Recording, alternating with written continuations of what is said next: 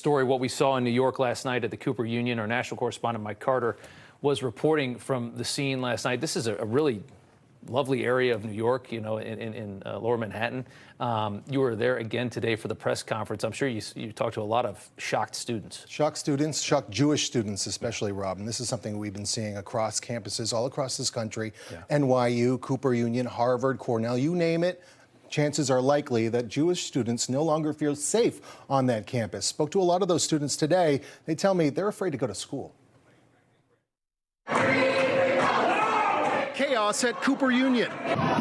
Dozens of students, several of them Jewish, locked inside the school's library for nearly an hour Wednesday night as pro-Palestinian protesters banged on doors and windows, blocking off exits. The problem yesterday is part of the systemic problem of Jew hate that we've seen in New York City, across the U.S., and especially on college campuses. Now, many of those Jewish students and their families demanding answers from the school and the NYPD. I mean, if somebody calls the police because they feel that they're in danger in their own home, don't the police come? If you go to Cooper Union's website, it says that these protests cannot be taken inside, and it was taken inside. So I'm not sure how that happened. But despite several 911 calls coming from students inside the building, the NYPD choosing not to get involved in the melee.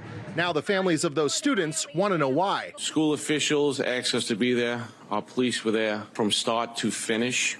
There was no direct threats, and there was no danger to any students in that school. I mean, I can't believe that NYPD actually made a public statement like that. Let them go walk in the shoes of 18-year-old Jewish college students and then get back to us on that. Despite video evidence and the words of those Jewish students locked inside Cooper Union's library Wednesday night, one pro-Palestinian protester on Thursday calling Wednesday night's events fake news. You had your voices. We appreciate.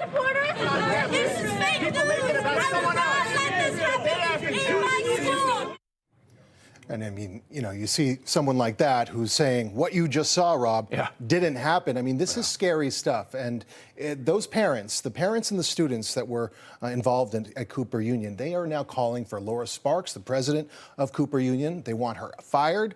They want criminal charges brought against those protesters that really held those kids against their will for 45 minutes up to an hour last night. Imagine this happens to any other ethnicity.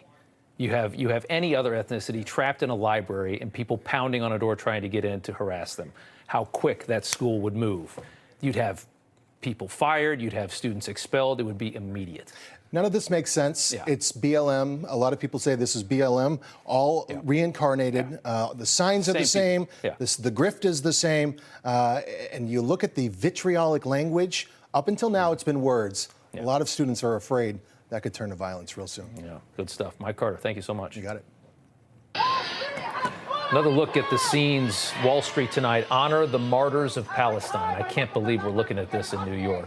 Celebrating the slaughter of Jewish families, the beheading of children, innocent children ripped from their families and murdered. That's what we're seeing tonight on Wall Street in New York, a street that is far greater than anything this represents or any of these people. Monica Crowley is here with us to talk about that on the set. It's good to have you here. Nice to be here. New York's home to the largest Jewish population in any city in the world. Mm-hmm. A lot of people don't know that. That's, you know, one of the epicenters of this city tonight. Yeah, and when you see this kind of footage, it's so reminiscent of other kinds of protests that we've seen in the recent past. Here in New York and around the country, we've seen Antifa, Black Lives Matter. You're talking about being down in Wall Street. Remember Occupy Wall Street, which was a Marxist protest. So all of this kind of radicalism, Rob, has been around us for a very long time. And these groups always look for a trigger to go out publicly and make their views known. It is particularly terrifying when you see how unabashed they are, how just out in public they are. They are unafraid of the police. They're unafraid of their fellow citizens. They are completely unafraid with their radicalism. It used to be that this kind of stuff was contained to the cesspools of university campuses, right? It would be hotbeds of Marxism, communism, anti-Semitism, any other kind of radicalism.